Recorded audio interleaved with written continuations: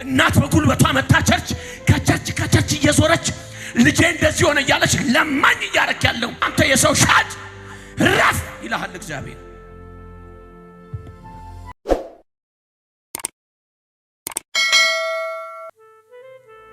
እዚህ ቁጭ ብለህ አስራት ትሰጣለህ።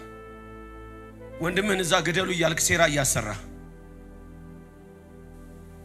አንተ ቁጭ ብለህ አብረህ ጨብጠህ ቁጭ ብለህ ክትፎ በልተህ ውሃ ጠጥተህ አብረህ ጠጥተህ መጀመሪያ ሰላም ብለህ አቅፈ ምን ብለህ ቃላት አልተግባባንም ብለህ ያለብህን ገንዘብ አስገባ ተብሎ ስትጠየቅ ጨርሱት ግደሉት ብለህ ትደውላለህ። አገር ሰላም ብሎ አገሬን አለማለሁ ብሎ ሄደ ሰውዬ እዛ ሲደርስ ሬሳ ሆኖ ይመጣል እንዴ? የልብ ክፋት አየህ። በሳውዝ አፍሪካ ላይ የተቀመጣችሁ ወንድሞቻችን ከገቡ በኋላ እፍና አርጋችሁ ተቀምጣችሁ ቤተሰብ እዚህ ያስጨነቃችሁ ሚሊዮን 3 ሚሊዮን 4 ሚሊዮን እያላችሁ የምትጠይቁ ያበሻ ልጆች የኢትዮጵያ ልጆች ረፉ። አረብ ሀገር ላይ ተቀምጣችሁ አረቦች አደረጉ ለማለት እያስመሰላችሁ ምስኪን የገጠር ልጅ ወደ ኋላ እግሯንና እጇን እያሰራችሁ ራቁቷን እየገረፋችሁ ቪዲዮ እየቀረጻችሁ እየለቀቃችሁ ያውላችሁ እገላታለሁ ነገ 4 ሚሊዮን 5 ሚሊዮን እያልክ የምትጠይቅ አንተ የኢትዮጵያ ትውልድ ረፍ። ከዚህ ከሆሳዕና መድረክ ላይ ቆም ያለው በቅርብ ቀን ራስህ እናትን መቅበር እስከሚያቅት እህትን ማየት እስከማትችል እግዚአብሔር እንዳይነጥቅ ተጠንቀቅ። አየህ በጣም የጭካኔ ጥግ የ19 እና የ20 ዓመት ልጅ ራቁቷን ታረጋታለህ። በገመድ አስረ እንደዚህ ድረሱልኝ እያለች እንድትጮህ የፈላ ውሃ ሰውነቷ ላይ እየደፋ ግን አረብ አይደለም ራስህ አበሻ ነህ። አበሻ አንተ ደላላው አንተ ነህ። አንተ እናት በጉልበቷ መታ ከቸርች እየዞረች ልጄ እንደዚህ ሆነ እያለች ለማኝ እያረክ ያለው አንተ የሰው ሻጭ ረፍ ይልሃል እግዚአብሔር። ቁጭ ብላችሁ ደግሞ ሰውን እየነገዳችሁ ትውልድን ከቤቱ እያስወጣችሁ ሚሊዮን እየተቀበላችሁ ትውልድን ጎዳና ላይ የምትጥሉ በየበረሃው የምታንከራትቱ ለውሃ ራት ለዘንዶ ለአዞ ራት የምታረጉ እናንተ ደላላዎች ረፉ። ገንዘብ እየተቀበልክ ትውልድ የምትጨርስ አንተ ረፍ። ይሄውልህ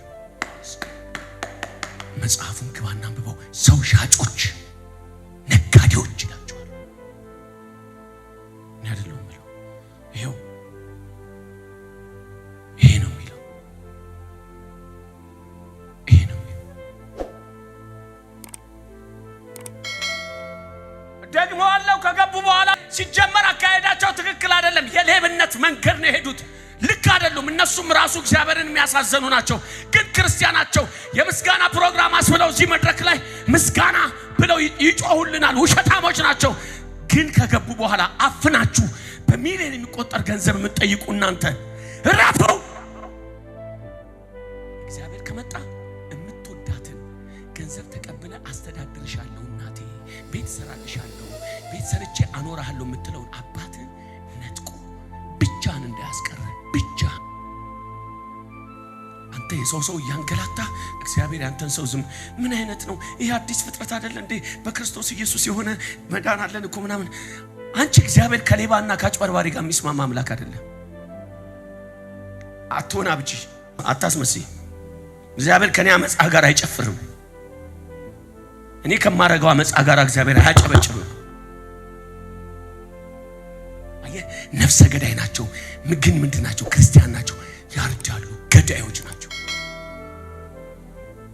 እናት አባታቸው መግደል፣ ወንድሞቻቸው መግደል ልማዳቸው ነው። በቃ አለቀ። ለነዚህ ህግ አይደለም። ቀይ መስመር ያስፈልጋቸዋል። ቀይ መስመር ትንሽዬ ሴራ ቁጭ ብለህ በወንድሞች መካከል ቁጭ ብለህ አሰብክ ማለት እንዳንተ አይነት ወንበዴ የለም። ሰው ለማጥፋት የምታስብ አንተ ነህ። እንዴት ይከናው? እንዴት ይሳካ? እግዚአብሔር እኮ ይላል በየቀኑ።